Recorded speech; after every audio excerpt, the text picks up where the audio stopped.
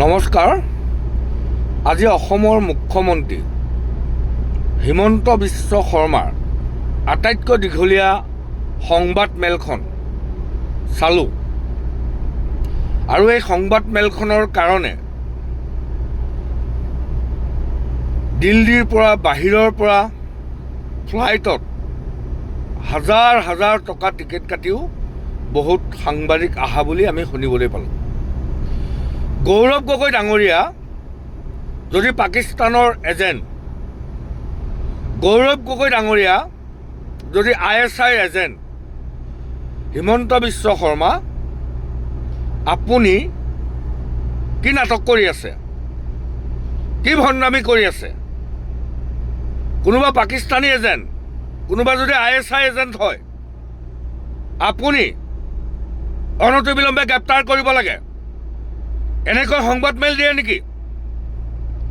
দেশৰ এটা গুৰুত্বপূৰ্ণ এটা চিৰিয়াছ বিষয়ক লৈ, প্ৰতিৰক্ষাৰ ক্ষেত্ৰত ভাবুকি অহা কথাক লৈ আপুনি যি ভণ্ডামি কৰি আছে সংবাদ মেলৰ জৰিয়তে বন্ধ কৰক। যদি গৌৰৱ গগৈ বিৰুদ্ধে দেশৰ অখণ্ডতাৰ প্ৰতি ভাবুকি অহা যদি কিবা কাম কৰিছে, অনতি বিলম্বে গৌৰৱ গগৈক জেললৈ প্ৰেৰণ কৰক। কিন্তু এনেকৈ ব্লেকমেইল মেইলিং যি ৰাজনীতি, এই ৰাজনীতি বন্ধ কৰক। দেশক লৈ যদি কোনোবাই ভাবুকি কঢ়িয়াই আনিছে, সেইখন চিৰিয়েল নহয়, 2.5 ঘণ্টা সংবাদ মেল দিব লগা চিৰিয়েলৰ কাহিনী নহয়।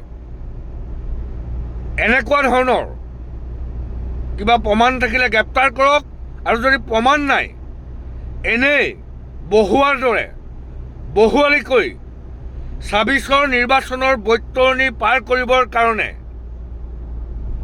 এনেকুৱা ধৰণৰ বেহাৰবাৰী আউটপোষ্টৰ দৰে চিৰিয়েল বা নাটক বন্ধ কৰক। আমি দেখিছোঁ, কবিতা দেখিলেও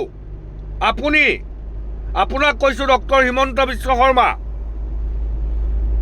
বিদ্ৰোহী কবিতা লিখিলেও কবিতা লেখা মানুহক আপুনি ৰাষ্ট্ৰদ্ৰোহৰ নামত জেলত ভৰায়।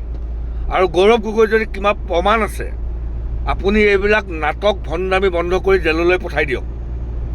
নিৰ্বাচনৰ নামত 26ত ভোট আদায় কৰিবৰ কাৰণে এনেকুৱা ধৰণৰ 2.5 ঘণ্টা প্ৰেছ মিট,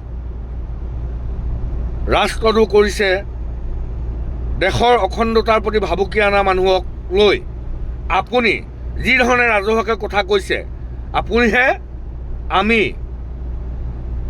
অপৰাধ কৰা, আপুনিহে আমি গৌৰৱ গগৈক বচাবলৈ চেষ্টা কৰা দেখিবলৈ পাইছোঁ।